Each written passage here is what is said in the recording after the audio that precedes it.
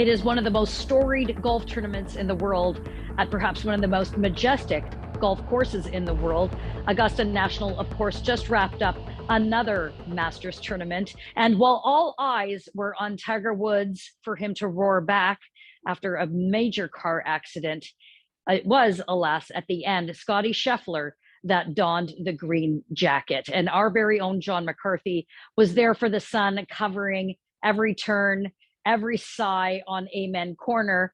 And of course, only a select few do actually get to play the Augusta National course. And he was one of them. So, John, the Tiger Woods story was just that he did end up playing, but not winning. Yes, I'm still trying to wipe the smile off my own face from playing the golf course. But yeah, Tiger Woods, it was a victory just to play, which is very rare for Tiger, who basically only counts, real victories as victories. But you could tell this week he was happy just to be there and happy to get through 4 rounds.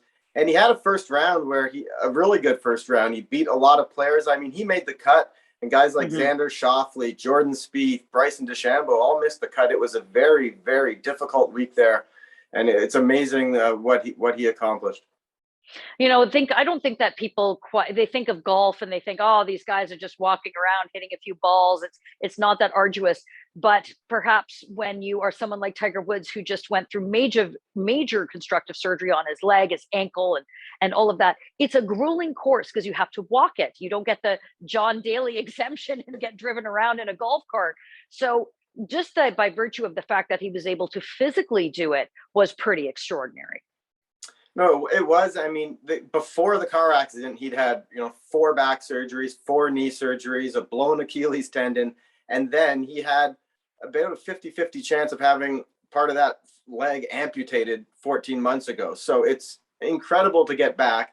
And you could really tell, especially by Sunday, how bad the leg was feeling. The limp was much more pronounced. And then when he finally, tapped in or made the little putt to finish on 18, he got the standing ovation.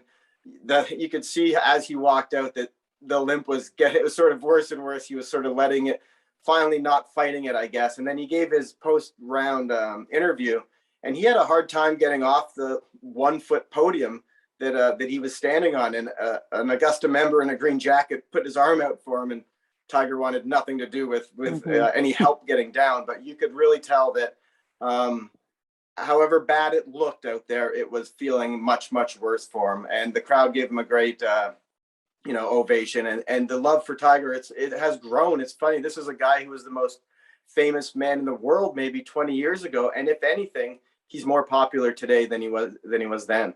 John, I'm wondering what it's like for the other golfers, because we know that Tiger Woods drives up ratings, which drives up revenue, which drives up interest in a sport such as golf. But for a guy like Scottie Scheffler, who did end up winning the green jacket on Sunday, he has now the fame and the fortune, certainly with being a Masters winner, and so do many others.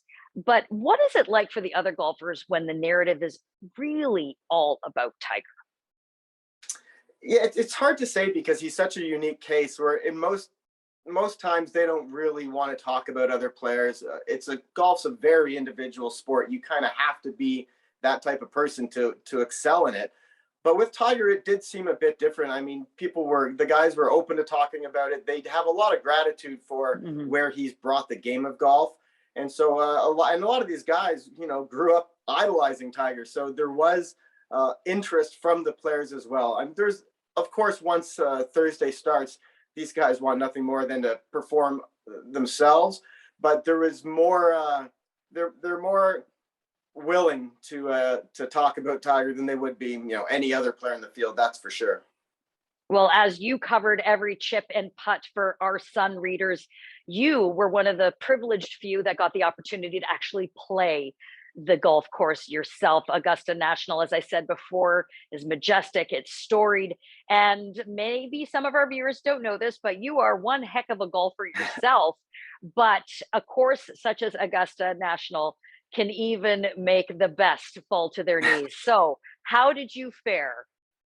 Well, I won the media lottery, and I found out Friday afternoon. So it was very hard to get through the weekend of trying to do my job while thinking in the back of my mind that I'm going to have to hit a tee shot on the first tee at Augusta on Monday morning. It was unbelievable, everything you could hope for. They gave us a locker for the day in the champions locker room. So I was up there, and I was trying to make sure I made it to the first tee. I played as well as I could possibly play on the front nine. The course is so hard, but I played awesome on the front nine. The shots you need out there, it's all around the greens. It's little touch wedges over bunkers that are going to land soft, and it's almost impossible. And once you start hitting a few not right, then the confidence goes away around the greens, and they are the course it's as beautiful as it looks on television. It's the greens were obviously the fastest, hardest greens I've ever played, and the front nine went well, the back nine not so great. So what did you end up shooting? Okay, well, let's start with the front nine. I made 2 birdies on the front nine. I shot 39 on the front with 2 birdies, and then I think I panicked when I saw a 39 on the scorecard. And I lost my approach shot on 10 into the woods. So that was a penalty and a re-hit and a triple bogey. I hit a ball in the water on 12. I bladed a lob wedge into the water on 15 and made another triple there. And I made a lot of great shots on the back nine, but I held on for a 48 on the back for an 87 at Augusta National. I'm a 7 handicap, and I was happy with an 87. And I'll always have that front nine to think about for the rest of my life.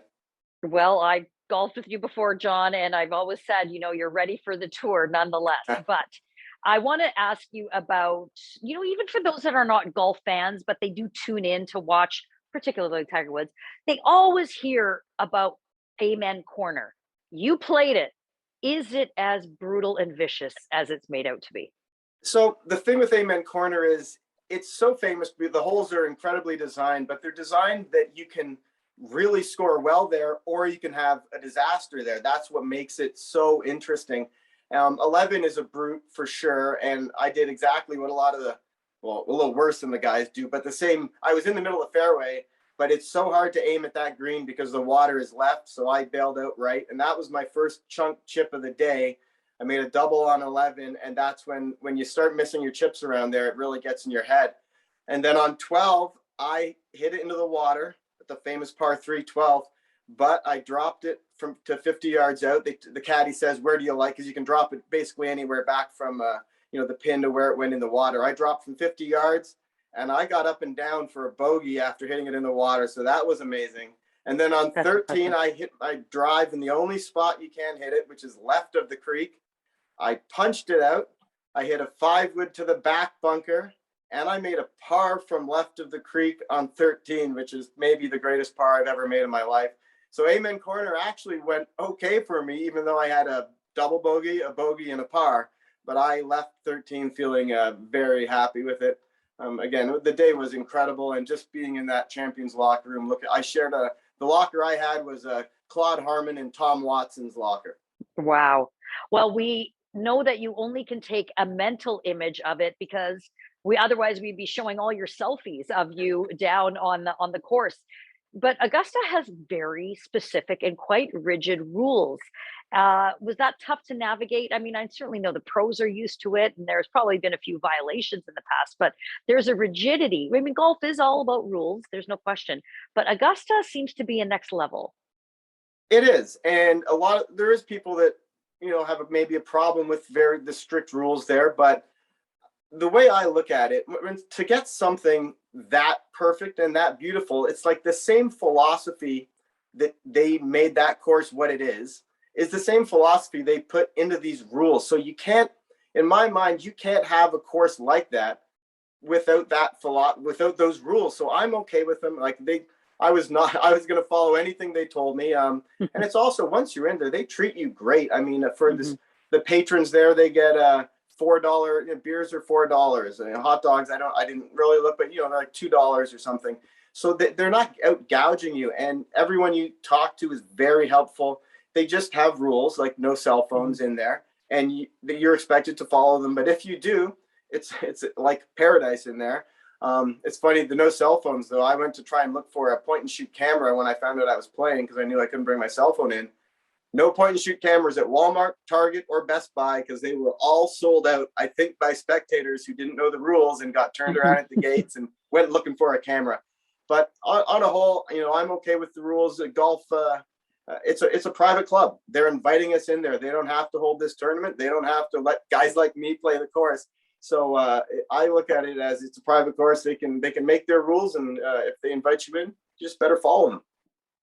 Well, John, we're going to rustle up a nice green jacket for you so you can wear it with a big sun logo to commemorate such an exciting time. It is such a rare opportunity to play a golf course such as that. Well, how about you, viewer? What do you think? Is somewhere like Augusta somewhere you'd like to play, or is it all just overblown? Let us know in the comments below.